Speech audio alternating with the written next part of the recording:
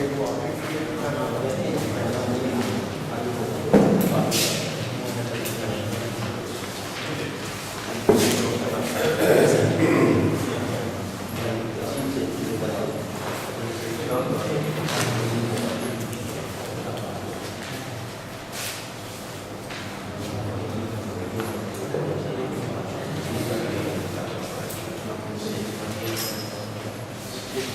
اللہ الرحمن الرحیم. ہم آغاز کرتے ہیں آج کے مضمون جسے القراء کا نام دیا گیا ہے. القراء ریڈنگ ہیبٹ اور ریڈنگ جو اسکل ہے اس کو عربی زبان کے اعتبار سے بہتر بنانے کے لیے ہم عبارت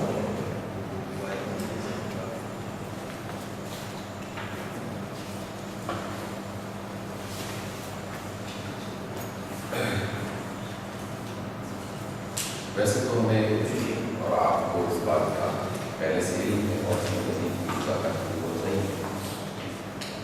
ریڈنگ کے لیے قراءت کے لیے جب بھی آپ نئی زبان سیکھنا چاہتے ہیں اس میں ہر طرح کی عبارتیں پڑھنے کا طریقہ ہونا چاہیے. اور وہ اسی صورت میں ہوتا ہے کہ جب دو بنیادی چیزیں انسان کو پتا ہو, ایک اس کی ووکیبلری اور دوسرا اس کا جو فوائد ہے. اگر کوئی دونوں کو اپنے ذہن میں رکھتا ہے تو اس کے لیے کوئی مشکل نہیں رہتی کہ وہ بیان کی کتاب پڑھتا ہے یا فقہ کی کتاب پڑھتا ہے, کیونکہ ووکیبلری جو ہے وہ اس کی مفردات کو اور الفاظ کو وضاحت کرنے کے لیے اصطلاحات اور مختلف جو معلومات کو اس کو وضاحت کرنے اور جملوں کی ترکیب کے لیے فوائد بعض پتہ ہے زیادہ پڑھنے سے انسان کو سیکھنا ملتا ہے. بعض اوقات ایسا ہوتا ہے کہ ایک عبارت کو کئی بار پڑھنے سے زیادہ فائدہ ہوتا ہے, اور یہ دونوں ہی تجربات انسان ایک عبارت کو زیادہ پڑھنے کا فائدہ یہ ہوتا ہے کہ جو معلومات یا جو الفاظ اس نے پڑھے ہیں تو بار بار ریپیٹ کرنے سے وہ الفاظ راسخ ہو جاتے ہیں اس کے ذہن, اور وہ اس کی ووکیبلری کا یا اس کی گرفت میں آنا شروع ہو جاتا ہے. اور زیادہ پڑھنے کا مطلب یہ ہوتا ہے کہ اسے بہت مختلف قسم کی اور متنوع معلومات ملتی ہیں اور کئی طرح کے الفاظ اور کئی طرح کے جملے پڑھنے کو. دنیا میں بہت اچھے جو زبانوں کے ماہرین گزرے ہیں ان کے ذخیرہ الفاظ کی تعداد بعض اوقات بہت بڑی نہیں ہے, اور یہ حقیقت ہے دنیا میں کہ بہت زیادہ الفاظ بعد میں پڑھاتے جاتے ہیں, لیکن کم از کم کوئی 5000 الفاظ تک انسان کو ایسے آنے چاہیے کہ جس پر اسے فل کمانڈ ہو اور وہ اسے مسلسل دہرانے کی وجہ سے بار بار ریپیٹ کرنے کی وجہ سے حاصل. تو ہم جو عبارتیں یہاں پڑھیں تو اس کو صرف ایک مرتبہ پڑھنا کافی نہ سکتا, اس کو بار بار ریپیٹ کیجیے چاہے وہ آپ کو آتے بھی کیوں نہ, یعنی بے شک آپ عبارت سمجھ کو اس میں تو کوئی پرابلم نہیں ہے, یہ آتا ہے, اس لیے پھر بھی اس کو دہرانے میں کوئی حرج نہیں, تو اس کا فائدہ ہی ہوگا. آج کی اس کتاب میں پہلا جو لیسن یا پہلی عبارت کا آغاز کرنے میں نعم للہ کتاب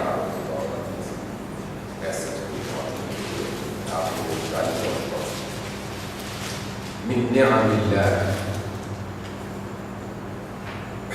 نعم عربی زبان میں آپ سب لوگ جانتے ہیں, نعمت عربی زبان میں نعمت کی زبان نعمت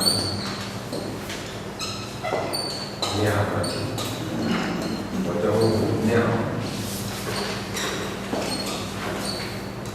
من نعم اللہ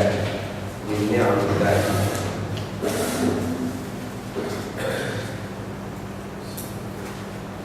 پہلے ایک دفعہ میں پڑھتا ہوں کہ آپ لوگ میرے ساتھ پڑھ لیجیے گا, چاہے آپ کو آتا بھی ہو تب بھی اس کو دہرانے میں کوئی حرج نہیں ہے. جیسے میں نے کچھ دیر پہلے اس بات کو بتایا, خلق اللہ الانسان وخلق له ما ينتفع به هيأ له الأرض ليزرعها والأنعام ليستخدمها في سفره ويأكل لحومها ويشرب ألبانها ويستفيد من جلودها. والآيات التالية توضح هذه المعاني. آپ ایک دفعہ میرے ساتھ پڑھیے ان عبارتوں کو اور پھر اس کے بعد ہم دیکھیں اور آیات خلق اللہ الإنسان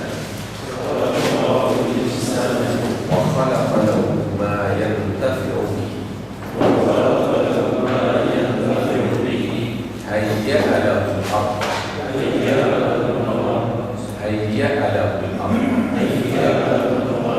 ليزرعها والأنعام ليستخدمها في سفره ويأكل لحومها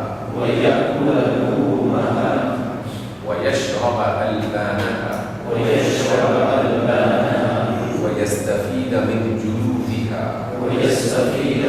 جلودها. والآيات التالية توضح هذه المعاني. یہاں آپ نے دیکھا کہ مختلف الفاظ پر جو حرکات ہیں، جو اس کے اعراب ہے، اس کی وجہ سے بہت سارے معنی واضح ہوتے ہیں اس کی وجہ سے. اور چونکہ عربی زبان میں حرکات کا اعراب کا استعمال بہت زیادہ ہے اور انتہائی اہمیت کا حامل ہے، اس وجہ سے کہ ابھی جو آپ کی بات یہاں پڑھ رہے ہیں باقاعدہ اس کی حرکات لگا دی ہیں. اس عمل کو عربی زبان میں تشکیل کہتے ہیں. تشکیل، آپ اس کو تشکیل کہتے ہیں. تشکیل، اور تشکیل کا فعل ماضی ہے شکل. اور شکل کا معنی ہوگا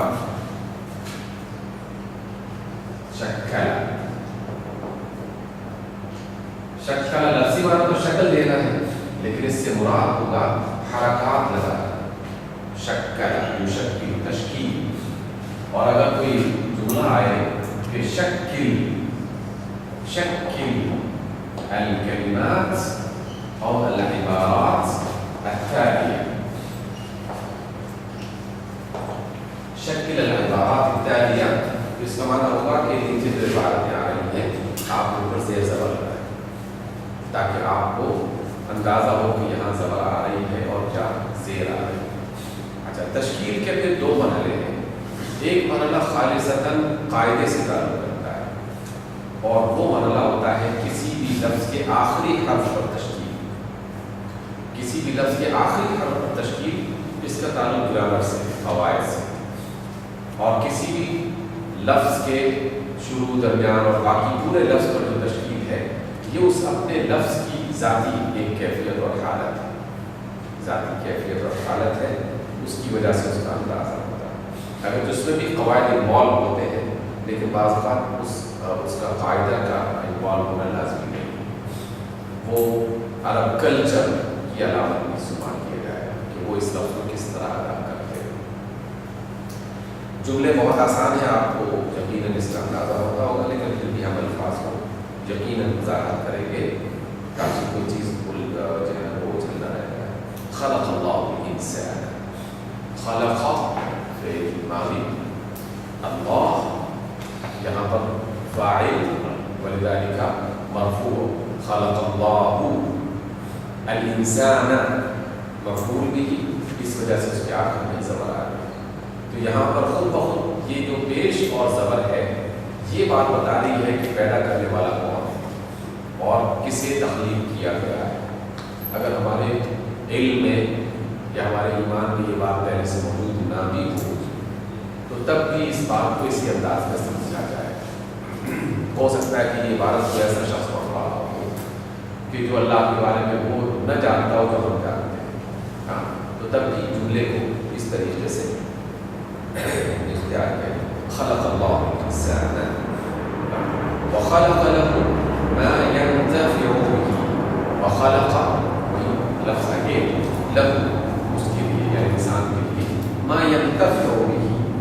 انتفع، یہاں پر اپنے لفظ آئے گا انتفع، ایک لفظ ہے نفع، نفع نفع نفع دینا، اور انتفع نفع حاصل کرنا، انتفع نفع حاصل کرنا، انتفع ینتفع، جب بھی کسی فعل کے آخر میں اس طرح کی ایک لکیر کھینچی ہو، فعل ماضی لکھا ہوتا ہے عام طور پر ڈکشنریز میں، اور اس کے بعد ایک لکیر کھینچی جاتی ہے، اور اس لکیر کے نیچے اگر زید ہے، اس کا مطلب یہ ہے کہ فعل مضارع کے درمیان والے حرف کو نیچے آ رہی ہے، اگر اس پر زبر ہے اس کا مطلب ہے فعل مضارع کے درمیان والے حرف پر زبر آ رہی ہے، اور اگر پیش ہے تو اس کا مطلب ہے کہ فعل مضارع کے درمیان والے حرف پر یعنی عین کلمہ جو ہے اس کا اس پر زبر آ رہی ہے، جیسے سمع کے بعد لکیر لکھی ہوئی اس کے بعد زبر لکھا ہوا، تو اس کا معنی ہوگا کہ ہم اس کا مضارع ہے وہ یسمع ہوگا، یسمع ہوگا، ضرب اس کے بعد لکیر اس کے نیچے زیر لکھا ہوگا، اس کا مضارع یضرب ہوگا، شریبہ اس کے بعد زبر تو یشرب ہوگا، اکلا اس کے بعد پیش تو یأکل ہوگا، یأکل ہوگا، تو جب بھی مضارع یعنی ماضی کا عام طور پر فعل لکھا جاتا ہے ڈکشنریز میں، قواميس میں، اور اس کے بعد ایک لکیر لگا دیتا ہے، اور آج کل کا یہی اسٹائل چل رہا ہے کہ اس لکیر پر زبر زیر پیش میں سے ان تینوں حرکات میں سے کوئی ایک حرکت لکھ دی جاتی ہے، اور اس کا مطلب یہ ہے کہ اس کا جو عین کلمہ ہے اس پر یہ والی حرکت آئے گی جس سے اس کا تعین ہو جاتا ہے، تو انتفع فائدہ حاصل کرنا، اور نفع فائدہ دینا،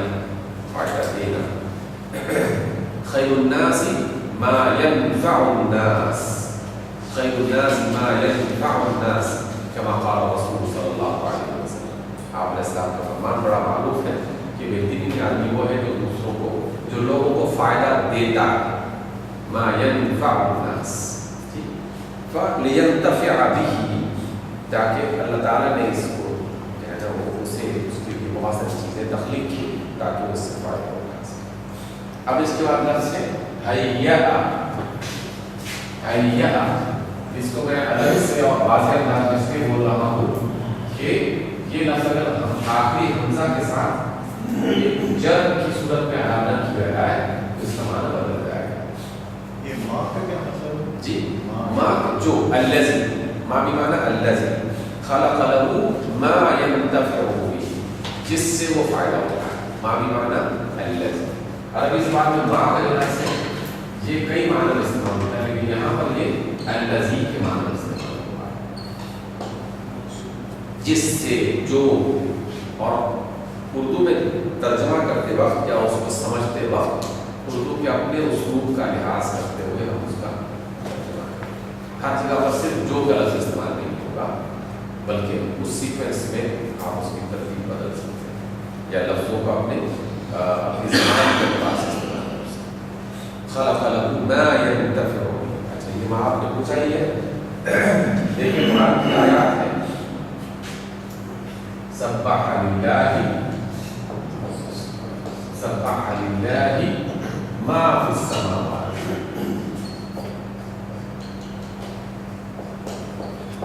والارض، یہ جو لفظ ہے ماں بمعنی الذی، جو بھی آسمان اور زمین میں ہے وہ اللہ کی تسبیح بیان کر رہا ہے، وہ اللہ کی تسبیح بیان کر رہا ہے، جو بھی آسمان اور زمین میں ہے، اور عام طور پر عربی زبان میں ماں جو ہے یہ انسانوں کے علاوہ دیگر مخلوقات کے لیے، انسان جن فرشتے ان تینوں کے علاوہ دیگر مخلوقات کے لیے یہ لفظ استعمال کیا جاتا ہے، جسے غیر ذی العقل کہا جاتا ہے، غیر عاقل یا غیر ذی العقل یا غیر عاقل۔ کتاب عاقل ہے یا غیر عاقل ہے؟ غیر عاقل، لیکن کیسی عجیب بات ہے کہ سب کو عقل دیتی ہے، کتاب جو ہے خود غیر عاقل ہم سے کہتے ہیں، لیکن یہ ساری دنیا میں آپ تقسیم کر، تو یہ محض سمجھنے کے لیے ہے، ویسے دنیا میں کوئی چیز بھی اللہ تعالیٰ نے غیر عاقل نہیں بنائی، البتہ اس کی عقل کا معیار، اس کا میدان، اس کا دائرہ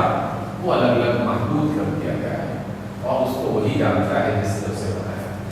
وہی جانتا ہے جس نے اس کو، لیکن ہم اپنی دنیا میں سمجھنے کے لیے مختلف اصطلاحات کا استعمال کرتے ہیں، اور ان اصطلاحوں کی شکل میں ہم انہیں غیر عاقل کہتے ہیں۔ سر یہی آیت بتا رہی ہے کہ جو اللہ کی تسبیح بیان کر رہا ہے وہ غیر عاقل کیسے ہو سکتا ہے؟ جی، اس سے یہ کیسے پتہ چلے گا کہ یہ ماں جو ہے یہ لا کے معنی میں یہ جملے کے سیکوینس سے، جملے کے سیکوینس سے پتہ چلے گا کہ یہ ماں جو ہے یہ نفی کے لیے نہیں ہے، اور یہ جو ہے اس میں موصول کے طور پر استعمال ہے۔ فی الحال آپ جملے کے سیکوینسز کو سمجھیں گے، اور پھر انشاءاللہ کچھ مزید جب ہم 2-4 ہفتے اور گزر جائیں گے تو پھر کچھ ایک آدھ قاعدہ ایسا ہی مل سکے گا جس کے لیے اندازہ ہو سکے، اس لیے اندازہ۔ جی سر یہ جو لکیر کے ساتھ حرکت کی ڈیفینیشن ہے، اس میں تو صرف مظاہرے کا پتہ چلے گا نا، جبکہ بریکٹ میں سین یا ضاد یا اس طرح سے لکھ دیا جاتا ہے، اس سے دونوں کا پتہ چل جاتا ہے، تو اس سے کچھ ماضی کا پتہ چلتا ہے اس لکیر والے میتھڈ سے؟ نہیں، کیونکہ ماضی تو خود لکھا ہوا ہوتا ہے، اس وجہ سے پھر وہ اس کی ضرورت محسوس نہیں کرتے، وہ کہتے ہیں کیونکہ ماضی تو لکھا ہوا ہے، وہ تو اس صورت میں